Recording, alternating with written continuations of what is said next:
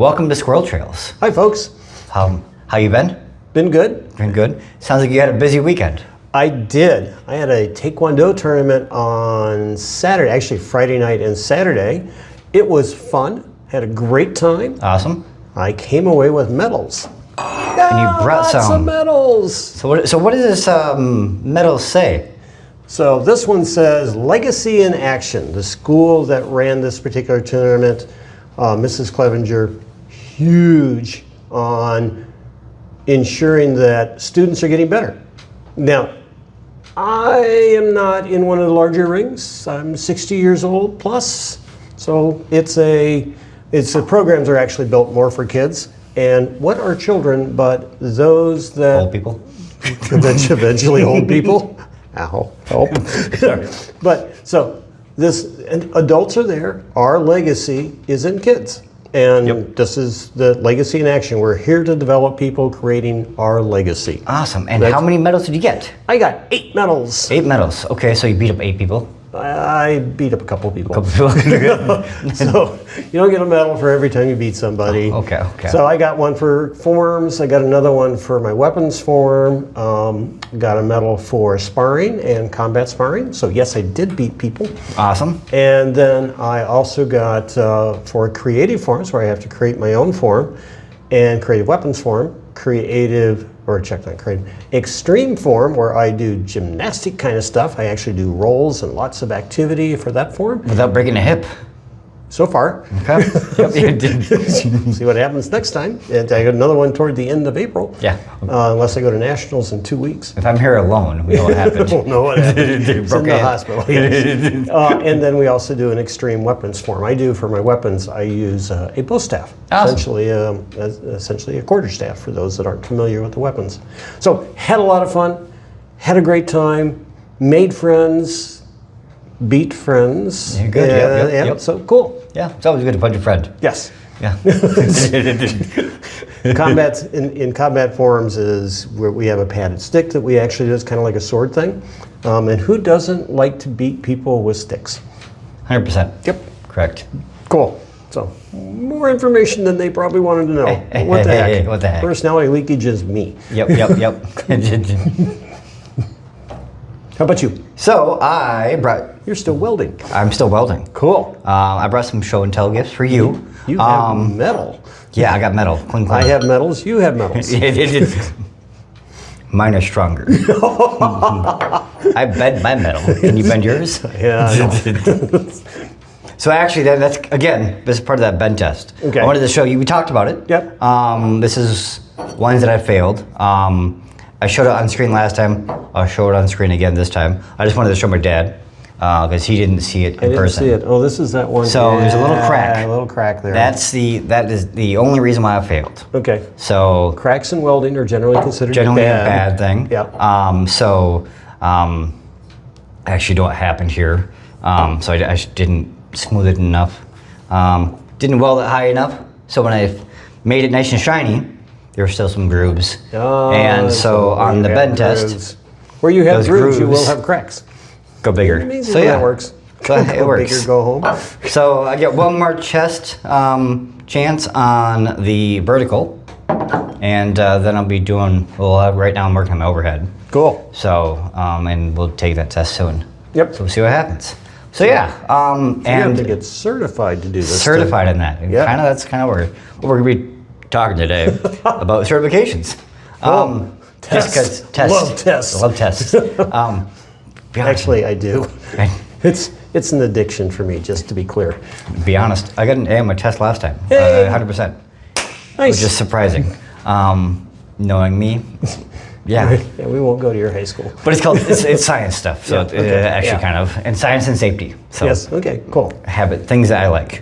So being certified. Again, there's different. Why do we need to do this? To get certified. Okay. So for welding, there are different positions. Mm-hmm. So you got a flat, vertical, overhead. Okay. You got structural. You got pipes. Yep. I mean, there's a ton of different certifications. The fun part is, how do I say this nicely, without getting in trouble? They mean a lot, but even if I go get a job, they're more of a, hey, look at this cool thing, now do a test.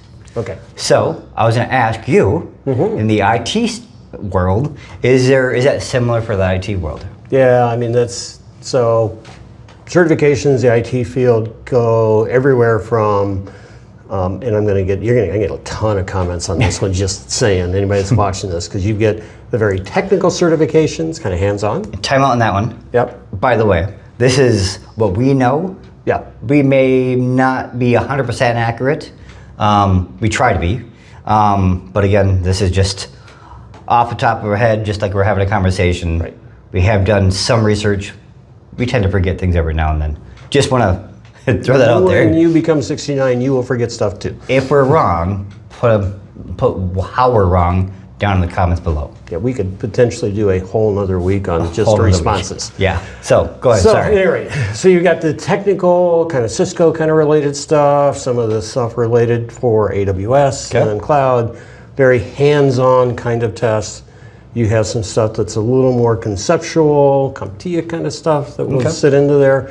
And you get the stuff that's like really ethereal, kind of pure theory, which is all the tests that we get within risk and audit where you have to cover that material. And so you have to get those before getting a job? Nope. So it's helpful. Okay. It will increase your opportunity to get a job. Coming out of college, you don't have to have any of these things. Well, I take that back. If you're coming into the security field, I would highly recommend that before you interview, you get the CompTIA exams for Network Plus, Security Plus, maybe A Plus, but certainly Network and Security Plus. Those are really going to be helpful because you'll be able to have the right conversations as a brand new person. I actually whine a lot that people take a networking class and then don't take the CompTIA Network Plus. I don't know, there may be somebody in the room that yelled out about that once. Yeah, that was a fun little thing that, to be honest, we didn't bring it up to my instructor about why they don't push toward, but that's a whole different topic. That's a whole other conversation, but it's there. You've taken material, it's fresh in your mind, you should really take the certification test. And that's why, like, the welding school that I'm at, I really like, because it's not just going through the motions and doing the work and practicing. Yep. We're actually, once I pass this, I get one more chance. And if I pass, I get the certification. Right. I'm not even done with school yet. Right. And I'll have a certified You'll be certified to perform that kind of weld. Yep. And so that's what I like about this school, the welding hands-on. And I wish more schools did this, was, hey, you're going to be learning this information. Here's a test. So in the real world, you can actually apply that. I don't see, that doesn't happen very much in the desk jockey world.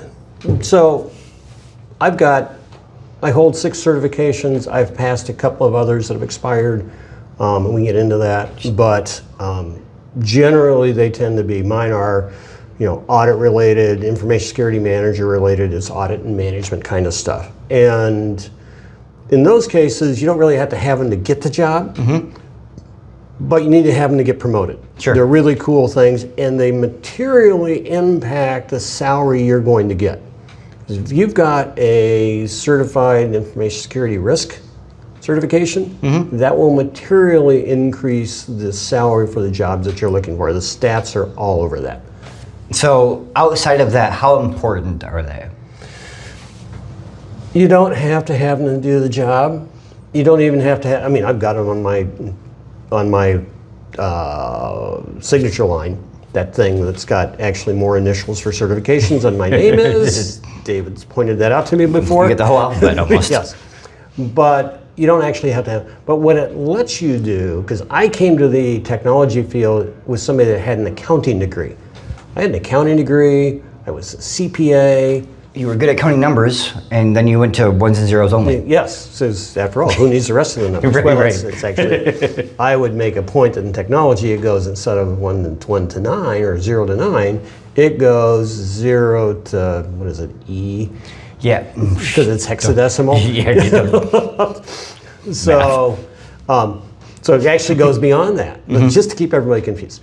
So the reality is, if certifications are important to show that you have a general understanding of the material and you can talk about it in the right kind of words. Sure. You don't have to have them, but it gives you a level of confidence if you're walking into a room and somebody says, hey, what about this? Yep. You can at least talk about it.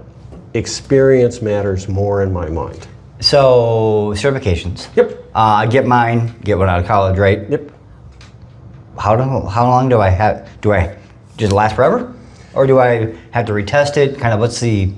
So for most of the some of the technical ones like AWS and some of those others, you do need to retake the test periodically. Sure. And there's a good reason for that. On some of the others, all you have... AWS is for the IT stuff. Yeah. It's also for the welding stuff, just FYI. Yeah, good point. So there's... AWS stands for the Welding Association, so which Amazon, manages all of the certifications. So I'll say Azure. yeah, there we go. Or GX, some of the ones that are kind of focused more to show that you have some actual skill Sure. versus knowledge. And actually just thinking about it, that's a real distinction. Skill versus knowledge. Yeah, yep. Those certifications that require you to have kind of like hands-on skills, those generally will require you to retest. Sure. Not all the time. Kind of like welding, because certs last 6 months. Holy That's buckets. So I get certified. 6 months? 6 months. Now, I could spend my life doing recertifications. and to be honest, the amount of certifications that are out there, there's a certification for each position, right? On each material, with each type of. So you're in a 16-week class. Yep. How many certifications will you have to take? So I think it's 16. I could take. So one per week. One per week if I started day one. And you have to retake them every 6 months. Every 6 months. Yeah. Should we do the math on how frequently that? So how does that actually work? You're not going to go to a tech school or a testing service every potentially every couple of weeks. Every couple of weeks, depending. So this is where things get interesting. So if I'm at a job site, okay, my boss can have their certified person to come and watch me and go, yep, you're still certified. Done. There's no other test. Because he saw you do the work. He saw me do the work. And so after 6 months, he goes, or before 6 months, usually about month 4, they'll go, yep, you're still good. Okay. There you go. It's free. And that's important because they can get certain kinds of jobs. They need to have certain quality assurance, yep. And how many qualified, certified welders. Right. I have heard stories where the supervisor will call a bunch of us and a bunch of people and go, hey guys, don't show up until after lunch because we have someone coming in to check to see who's certified. So that way, only the certified welders are on site when the guy shows up to check everybody's cards. Paperwork matters more than reality. Paperwork, but it sounds like that's in the IT world, same kind of thing. Yeah. So this is kind of the deal with. So many of the certifications I have, it's like CISA, CRISC, cloud security professional, that kind of stuff. These are all ones that actually don't require me to retest as long as I get essentially 40 hours of training a year on average. So it's a 3-year cycle typically for 120 hours. Sure. So it's watching videos. Yes. Yay. That's not even doing the work. That's going, oh, yay. Well, so here's the interesting piece. These videos, because I'm including material that's related to information security, yep. This counts as a contribution to the industry because for those videos where we spend most of our time talking information security, that counts as continuing ed for me because I had to go research this and I'm talking about it and you folks are going to make comments telling me I'm an idiot. So I could sign up saying, yep, you're still certified? Yes, you can. Oh man. And then here's the best part. If I was self-employed, yep. Technically, I could sign up on myself that I'm still certified. That seems wrong. It seems horrible. To be honest, it was one of the things looking into this, going, technically, that's how it's written, which is really weird, because then I could just certify myself. I had to be certified first. Yep. But then just update it. So as long as I maintain my records, Yep. I'm still certified, which is. Well, how often do you have to take a driving test again? Yeah, that's a good point. All right, we won't talk about that. We won't here. talk about driving and truck driving either. Yeah, because that's a whole. Talk about certificate. He will start twitching if I start talking about truck driving. Yeah. So, and the other cool part I found about this is things may be changing. Yep. In the welding industry. Really? When it comes to certifications. Okay. Because, well, who owns certifications in the IT world? It's a series of professional associations that all own that. I mean, in this case, like as we talked about, Azure, AWS, they sell certifications that are related to their products because they want people certified. And to be honest, if they can convince companies that they want certified people doing this, they can sell more services. So companies and nonprofits. And then we've got, and then you have the nonprofits like ISACA, the one's got mine, or ISC Squared. They've got all those. Okay, yep. So in the welding world, there is one company that manages One? It's not a company. Sorry, one nonprofit that manages all this. So there's one that manages the welds certifications, and a different nonprofit that manages records. So would that be the same, that nonprofit? We can still think of them as a professional association 100%, similar to ISACA. Yep. But it's for welders. For welders, So it's not, but it's not the union, as an example. No, it's not the union, but it's a AWS, Welding Association, and American Welding Association, right? What was it? American Welding Association? American Welding Association. Good There's job. a different one in Europe? No, I just broke his head. Don't even. There is one in Canada, actually. The CW, CWS. So, which is awesome. And to be honest, the CWS material is actually really a lot better than the American version. Don't even get me started on that process. Ugh. I love paperwork. okay, this is a young man, you may remember from our prior time when we were doing Squirrel Trails, that reads terms of service and privacy statements for fun. Yes, I dropped him on his head when he was younger. More than once. Well, and a lot of hockey pucks. Yeah, a lot of hockey pucks in your head. I'll blame the hockey pucks. Blame the hockey pucks. Blame hockey. But yeah, so where was I going? Certification groups. Yeah, groups. Yeah. So what's happening now is the government is saying, hey, we want ownership of being the one certifying people. So the United States government will take that over for the United States. United States government, yes, because these are meant to keep people safe. Yep. For bridges. I mean, in theory. Bridges and buildings and all that kind of stuff. Yep. So right now it's been just a nonprofit that's been saying, yep, you're good to do it. And is there a reason to believe the nonprofit's doing it poorly? No, there isn't, but it's just management. Why would I trust the government? A whole different topic. Sorry. Especially when it comes to other certifications that are managed, that were managed by private organizations, and then the government took it over just because of the government needs things. It happened in the IT world too. Yes. So it's not just the welding, it's just happening later. And a lot of it had to do with unions back in the day. This is why there isn't just a welding union. There isn't just a straight welding union, which boggles my mind. That's a whole separate topic. Man, that one. Another time, another story. We're already probably at time, to be honest. No, that's another whole research. But anyways, cool. So that's kind of one of those things that just boggles my mind on, one, why do I need to be certified every 6 months? So that is a great question. So especially if I am doing it, they're just checking it off. I'm not actually retaking the test. They're just going, hey, looks good. So they're trusting whoever's doing it. Now there's some safety things with the people in the trust and liability, that kind of stuff. And the cost of certifications. I mean, just to be, part of the group is, anywhere from the book alone is like $500 up to $1,000. Okay. So some of this is a money deal, which I get. Cool.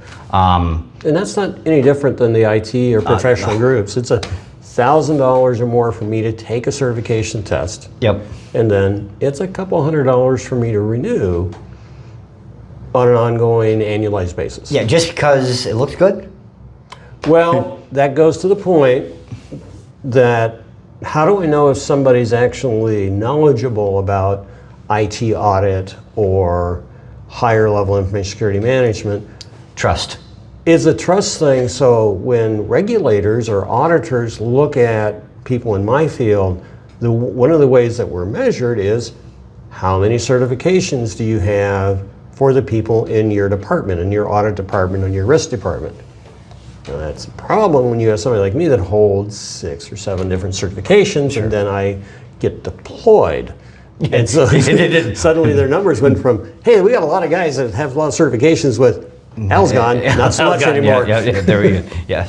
So again, trust but verify. Right. Any other thoughts on certifications? You should do it. I mean, to be absolutely honest, you should do those. They are important. I'm a huge fan of those. Find a study group, do those things. Find ones that are relevant to your field. And I would encourage you to take those that are not just, if you're in my field as an auditor, take the information security one, information security audit one, but also think about taking certifications that are lower level, that are more transactional, more hands-on, because that's how you actually establish rapport with the people that you're engaging with. Yeah. Well, and be honest, take certifications that aren't even in your field. Oh yeah, absolutely. Growing your knowledge helps a lot, both in welding and in IT. There's any field you're in. There's this thing about looking well. That's kind of what's my look score? Sure. And it's a guy that's big on that. There's also one that I saw in an article today and I'll have to send it to you, on your brain wellness. Are you actually activating your brain? And that's very critical as we get older. So not only do you have to be able to do it as you enter the field and as you rise up in a field in a management role or even more broadly based skill sets, having that ability to apply that knowledge in broad areas means studying broad topics. Sure. As you get older like me, taking those certification tests actually helps encourage your brain, and it keeps you younger and less likely to be in bed all the time. So it's another reason I do Taekwondo. Sure. Yeah. Because it means I have to do that stuff. Yep. Yeah, for sure. Well, with that, I think we've talked a lot enough. And sorry about the. We go much longer on this topic, but if you're here this long, I appreciate it. Thank you. Thank you. And until next time, happy trails. Have a good evening. Bye.